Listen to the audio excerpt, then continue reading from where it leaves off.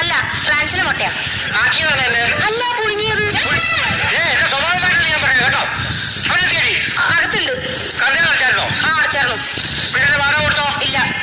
ഒന്നും കൊടുത്തില്ലേ? ഉത്തരവാദിത്വം എന്ന് പറയുന്ന ഒരു സാധനം എനിക്കില്ല. ഇതെല്ലാം പറഞ്ഞു തരാൻ വേണ്ടി ഞാൻ മാത്രമേ ഉള്ളൂ, അറിയാമോ? എന്നെ നീ നോക്കി നിൽക്കുന്നത് ഞാൻ പറഞ്ഞേക്കാം. ഞാൻ ഇന്നോ നാളെയോ എന്ന് പറഞ്ഞു നിൽക്കുന്ന ഒരു മനുഷ്യനാണ്, അറിയാമോ? അയ്യോ, എന്തിനാ നാളെയൊക്കെ എടുത്ത് ഇന്നേക്കൊന്ന് കെട്ടിയെടുത്തുകൂടായിരുന്നോ?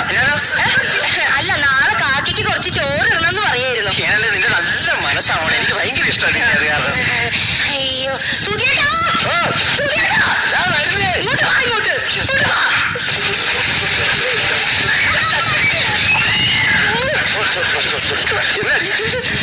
അമ്മാവന്റെ സ്വഭാവം എനിക്ക് തീരെ പിടിക്കുന്നില്ല കേട്ടോ. എന്ത് ചെയ്താലും കുറ്റം. ദോശ ഉണ്ടാക്കിയ കുറ്റം, സാമ്പാർ ഉണ്ടാക്കിയ വരെ കുറ്റം. ഈ സാമ്പാർ ഉണ്ടാക്കിയാൽ മതി, ക്യാമറ ഉണ്ടാക്കി. ഇന്നൊരു ദിവസത്തിൽ നിങ്ങൾ അഡ്ജസ്റ്റ് ചെയ്യും. ഒരു പായ എടുത്തുള്ള ആ മരത്തിന് ചൂട് നമുക്ക് കിടക്കാൻ. അയ്യേ, ആ മരത്തിന് ചൂട് കൂടെ കാക്ക തൂറും. നമ്മുടെ വീട്ടിൽ മാമൻ വന്നും പറഞ്ഞു കാക്കയ്ക്ക് തൂറായിരിക്കാൻ പറ്റും. എനിക്ക് ഈ കുടുംബത്തിൽ രണ്ടിലൊന്നും അറിയണം. ഒന്നല്ലെങ്കിൽ ഈ കുടുംബത്തിൽ ഞാൻ, അല്ലെങ്കിൽ മാമൻ. അത് ശരി. ഇപ്പൊ ഞാനിവിടെ നിൽക്കുന്നത് നിങ്ങൾക്ക് ഭയങ്കര ബുദ്ധിമുട്ടായി പോയല്ലേ? അല്ലേ? അല്ല, മാമൻ ഇവിടെ നിന്നോളൂ, ഞങ്ങൾക്ക് സന്തോഷമേ ഉള്ളൂ. നിന്റെ പേരെന്തോന്നു? സുമയല്ല. ആമാ, പെട്ടെന്ന് തന്നെ തല അകത്തോട്ട് വലിച്ചല്ലോ നീ. ഞാനിവിടെ വന്നിട്ട് ഒരു ബഹളവും ഇല്ല, ഒച്ചയില്ല, ഒന്നുമില്ല. നമുക്ക് പിള്ളേർ ആരും ഇല്ല ഇവിടെ. ഓ, പിള്ളേർ എങ്ങനെ ഉണ്ടാവും? നാട്ടുകാർ കാര്യം നിർത്താൻ വേണ്ടി 24 മണിക്കൂർ ഓടിപ്പായില്ലേ? എടാ, പരോപകാരം ചെയ്യാൻ വേണ്ടി നാട്ടിലൊക്കെ ഓടി നടക്കുന്ന സമയത്ത് ഇടയ്ക്ക് ഇവിടെ വന്ന് ഒരു മന്ത വെള്ളമെങ്കിലും കുടിക്കാൻ നോക്കണേടാ.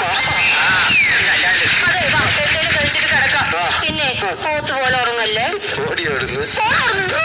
അയ്യോ, സോറി സുധിയേട്ടാ, ഞാൻ വല്ല അടുക്കള മൂലയ്ക്കും പോയി കിടക്കാൻ പോവാ. അപ്പൊ ഞാനാ നിങ്ങൾ സ്ലാബിന്റെ മുകളിൽ കിടക്കാല്ലോ.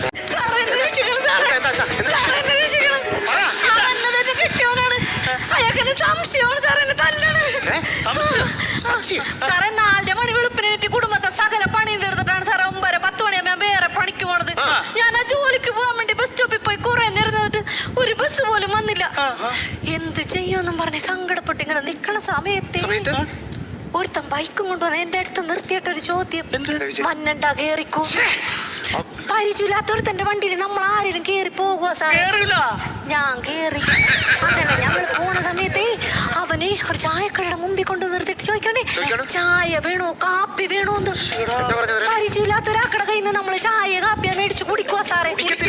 ചാർജ മതിയെന്ന് ഞാൻ പറഞ്ഞു. ആ ചാർജ ഞാൻ കുടിച്ചോണ്ടിരിക്കണ സമയത്തുണ്ടല്ലോ, അവൻ വേറൊരു തമാശ. നമുക്കൊരു സിനിമക്ക് പോയാലാണ്. പരിചയമില്ലാത്തവരുടെ കൂടെ നമ്മൾ ആരെങ്കിലും സിനിമക്ക് പോകുക സാറേ? ഞാൻ പോയി. അതിന് സിനിമ ആര് കണ്ട്? അതല്ലേ വിജയുടെ സിനിമ. പിള്ളേരൊക്കെ പേപ്പറൊക്കെ പറത്തി കീറി എന്ത് തുള്ളിച്ചാട്ടം മേളമായിരുന്നു. പക്ഷെ ആ സിനിമ കണ്ടിരുന്നപ്പോ എനിക്ക് വേറൊരു കാര്യം മനസ്സിലായി.